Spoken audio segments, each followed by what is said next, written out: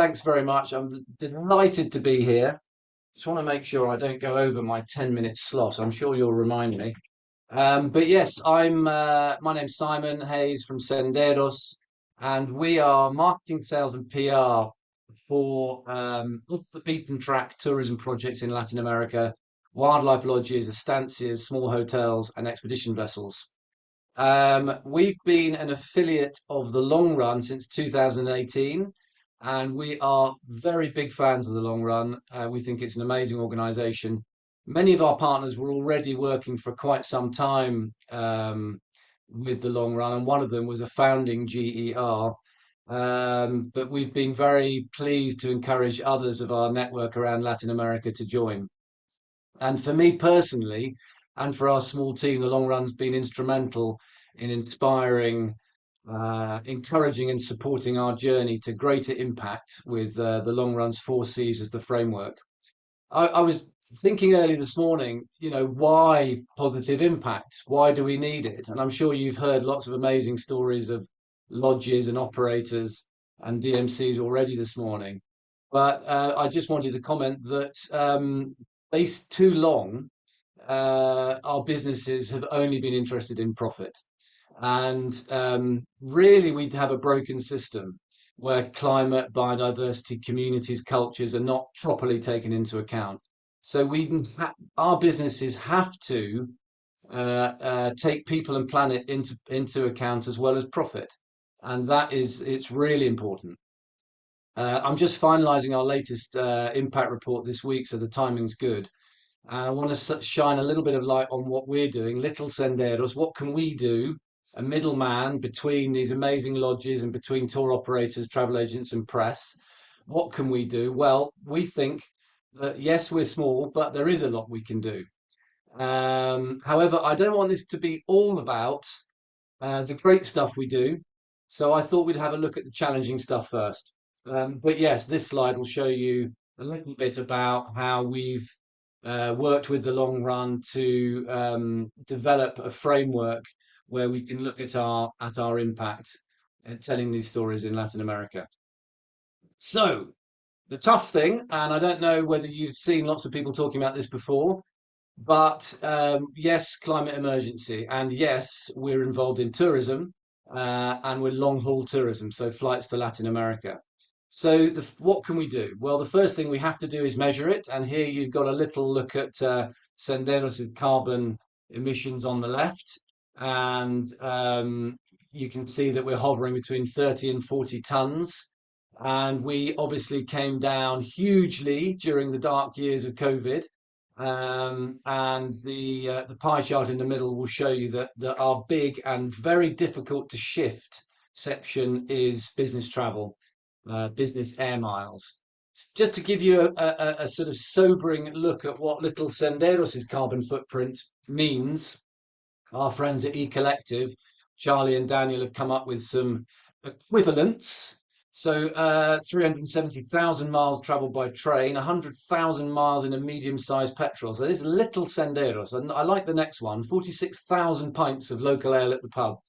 So some sort of sobering look at the climate emergency.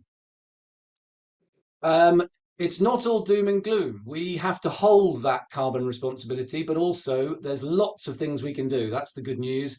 And we've worked with World Land Trust since 2017.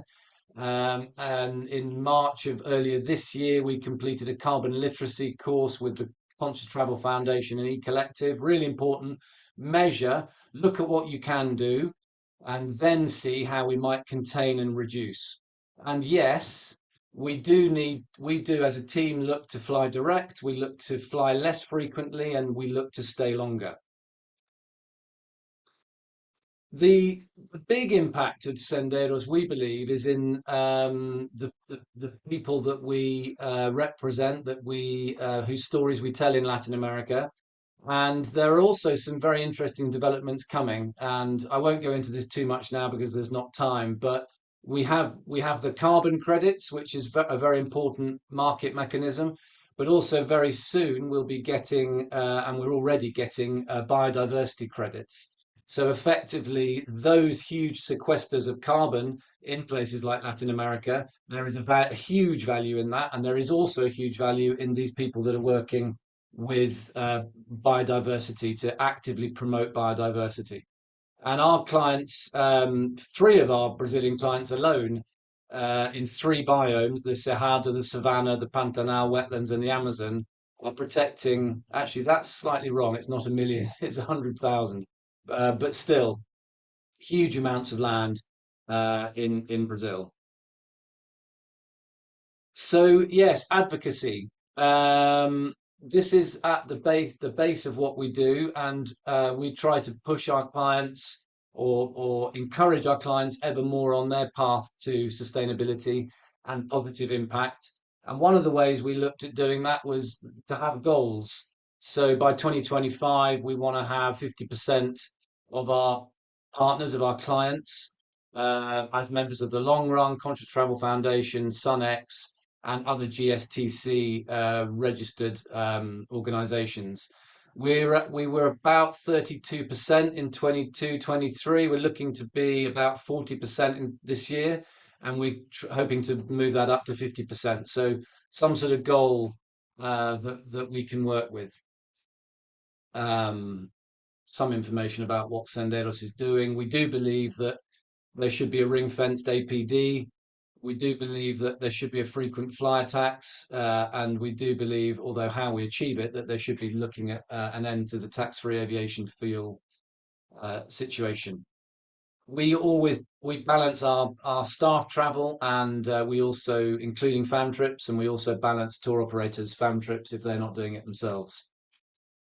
So our partners, which is come to the crux of it, directly protect about 400,000 hectares of incredibly biodiverse land and forest in Latin America, from Patagonia to the Pampas, Pantanal, as I've mentioned, Amazon, Mata Atlântica, for example, Ibici project in Brazil, and the Cerrado, Trijunçao in the Savannah, and up into the Ecuadorian high Andes and into the biodiversity hotspots of Costa Rica and Osa Peninsula.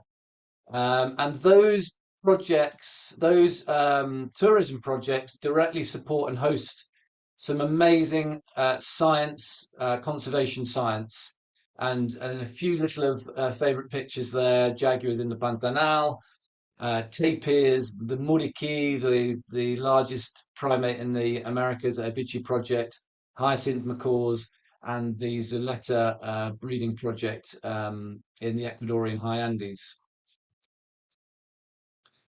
Culture and community is as well as biodiversity and conservation is incredibly important, and many of the people that we work with, well, as well as providing fair employment opportunities in rural, often very poor parts of Latin America, many of them are also working directly to preserve traditions and cultures. For example, Zoleta, which I've mentioned, Ibici project in Brazil, Mountain Lodges of Peru, who have a joint venture in the Lares Valley at Wakawasi and with the Choquicancha communities. And also community, our small team here in the UK, Senderos is dedicated to being a responsible and responsive employer, fair pay, generous holiday, and always training and feedback. We've got lots of information on that if anybody wants it through the process we've been with B Corp, which we became B Corp certified in May earlier this year. So yeah, we carefully choose our partners, and we aim to help them with the commercial viability. And there's no sustainability without commercial longevity. So we aim to train tour operators, travel agents, connect our networks, and get more of the right people to visit these amazing, impactful projects in Latin America. I'm going to run out of time, I think. Ruth, you have to interrupt me in a minute, but this is a quick look at some of the things we've done in the last year. Webinars, fam trips organized, group trips, Sendero stories, accessibility and inclusion. All of these things are that we've delved into in the last few years to make sure that our positive impact is as great as possible. Here's some of the press that we've been involved in. Naomi, our PR manager, has been tirelessly works with journalists to make sure we can tell their stories. We've got Stanley Stewart in the FT, Mark Stratton in Geographical, and as with tour operators, we always try and make sure that impact and storytelling is as at the heart of our work. Ruth, have I run out of time, or I got a minute still?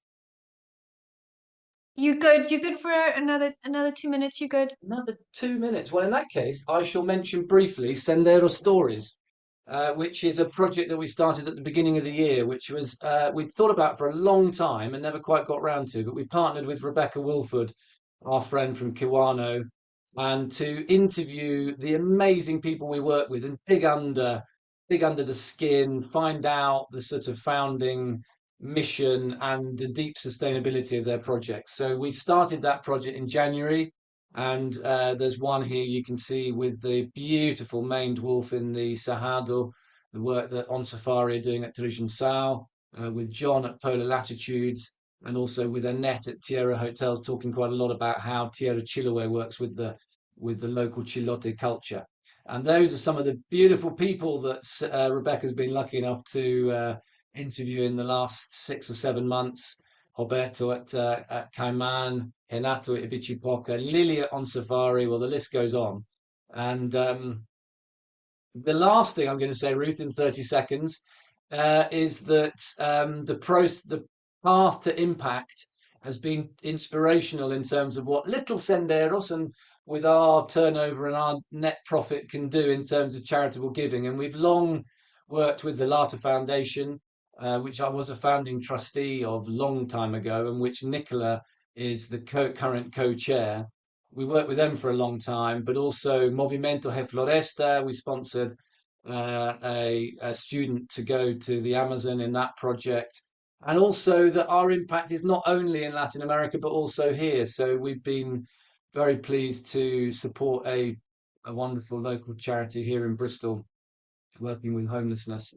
So impact goes into all sorts of areas of Senderos, even though we're a middleman. We're telling the stories of these people, but also we can look at so many corners and see how we can make our impact ever greater. And I think Um, I am done. Are we on time? we are absolutely on time. Thank you, Simon.